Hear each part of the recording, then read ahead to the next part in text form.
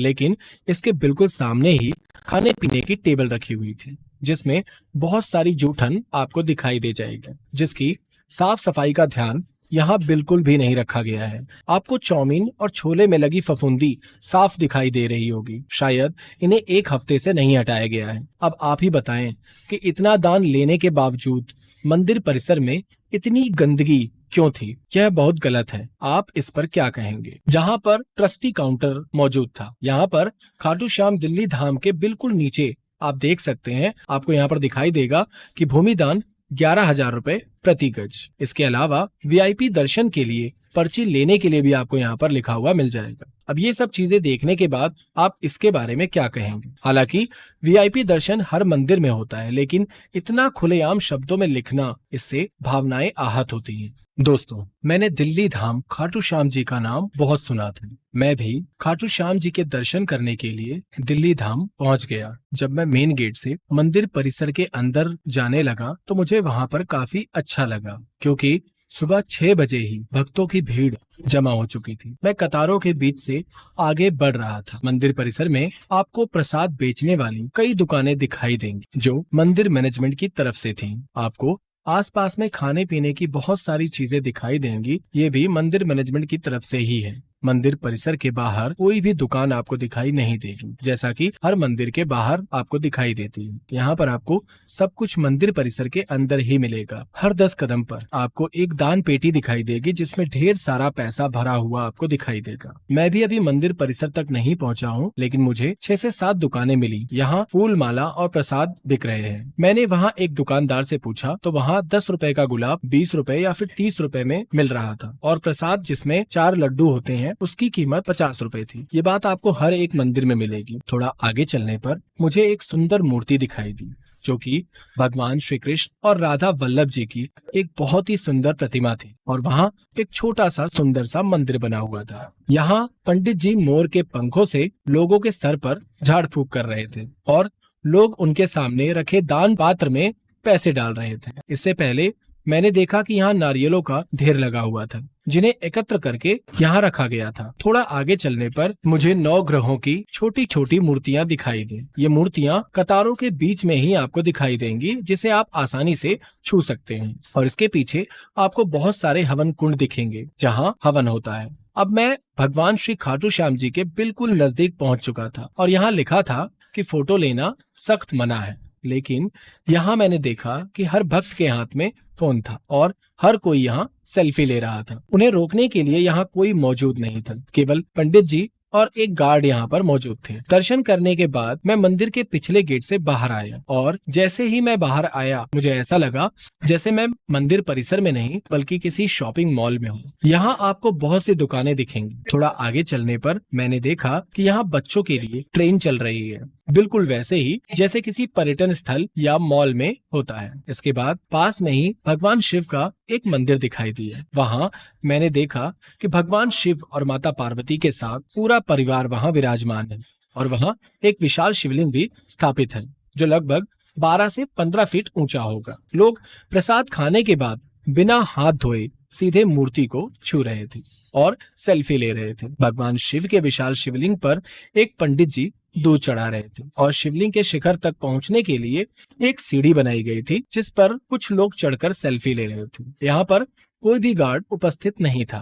मुझे समझ में नहीं आ रहा था कि यहाँ पर क्या व्यवस्था है। फिर मैंने यहाँ पर एक पुल बना हुआ देखा, और इस पुल के नीचे पानी भरा हुआ था, और पानी इतना गंदा था कि आप देख सकते हैं। थोड़ा आगे चलने पर मैंने यहाँ पर कई दुकानें देखी जो सुबह सुबह खुल रही थी। यहाँ पर खाने पीने के कई स्टॉल थे, और उससे ठीक सामने भगवान कृष्ण की वो प्रतिमा थी जो मथुरा वृंदावन के प्रेम मंदिर में आपको देखने को मिलती है, जिसमें भगवान श्री कृष्ण ने गोवर्धन पर्वत को अपनी उंगली पर उठाया हुआ था।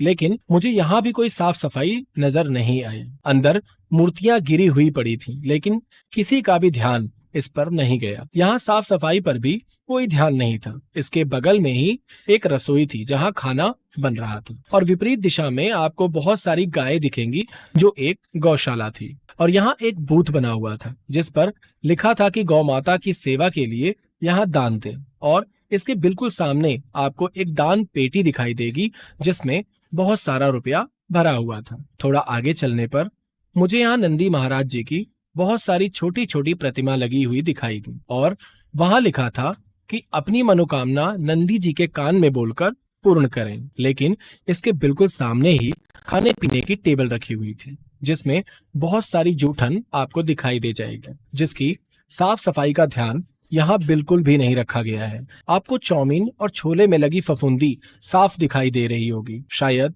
इन्हें एक हफ्ते से नहीं हटाया गया है। अब आप ही बताएं कि इतना दान लेने के बावजूद मंदिर परिसर में इतनी गंदगी क्यों थी? यह बहुत गलत है। आप इस पर क्या कहेंगे? मंदिर के अंदर ही आपको यहाँ पर साफ साफ लिखा हुआ दिखाई दे जाएगा, जहाँ पर ट्रस्टी काउंटर मौजूद था। यहाँ पर खाटू श्याम दिल्ली धाम के बिल्कुल नीचे आप देख सकते हैं, आपको यहाँ पर दिखाई देगा कि भूमि दान 11,000 रुपए प्रति गज। इसके अलावा वीआईपी दर्शन के लिए पर्ची लेने के लिए भी आपको यहाँ पर लिखा हुआ मिल जाएगा। अब ये सब चीजें देखने के बाद आप इसके बारे में क्या कहेंगे? हालांकि वीआईपी दर्शन हर मंदिर में होता है, लेकिन इतना खुलेआम शब्दों में लिखना, इससे भावनाएं आहत होती हैं कि भगवान से मिलने के लिए हम पैसे को ऊपर रखकर मिल सकते हैं। ये हर एक मंदिर में खत्म होना चाहिए। मंदिर में भगवान आपके लिए या बाहर दुकानदारों के लिए नहीं बैठे हैं, बल्कि हमें भगवान की जरूरत है, इसलिए हम मंदिर आते हैं। उन्हें हमारी कोई भी जरूरत नहीं है। इतने बड़े मंदिर में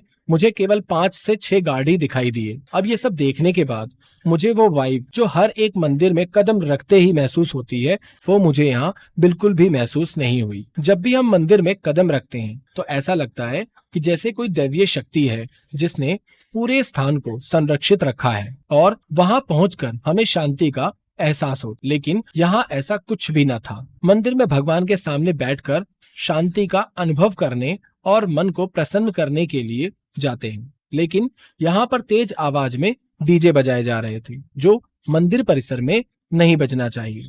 अगर आपको भजन बजाना ही है तो एक निर्मल आवाज में आप भजन बजाइए, लेकिन यहाँ पर जोर जोर से डीजे वाले गाने बज रहे थे।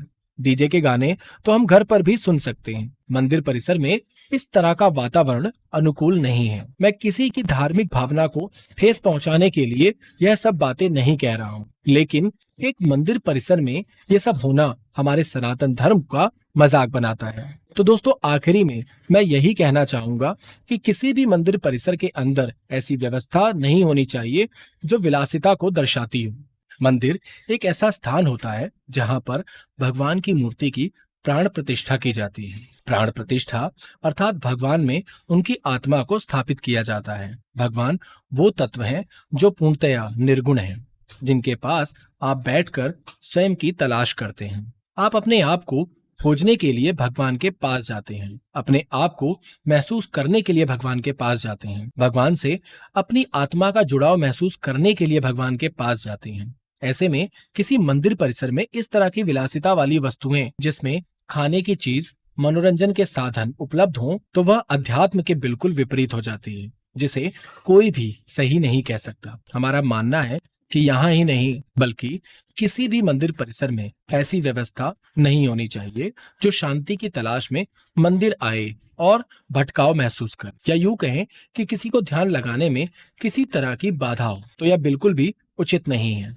मंदिर निर्माण के पीछे का मुख्य कारण केवल यही रहा है कि मानव इस माया की दुनिया से परे परमात्मा की उपस्थिति को महसूस कर सके। इसके लिए सबसे बुनियादी चीज यानी शांति की जरूरत होती है। इसलिए किसी भी मंदिर में पूर्णतया शांति हो या ध्यान लगाने के लिए ऐसी जगह हो जहां पर आप थोड़ी देर बैठकर परमात्मा का ध्यान कर सकें। इस विषय पर आपकी क्या राय है? मुझे कमेंट में जरूर बताएं। हर हर महादेव, जय शिव शंकर, जय खाटू श्याम महाराज के।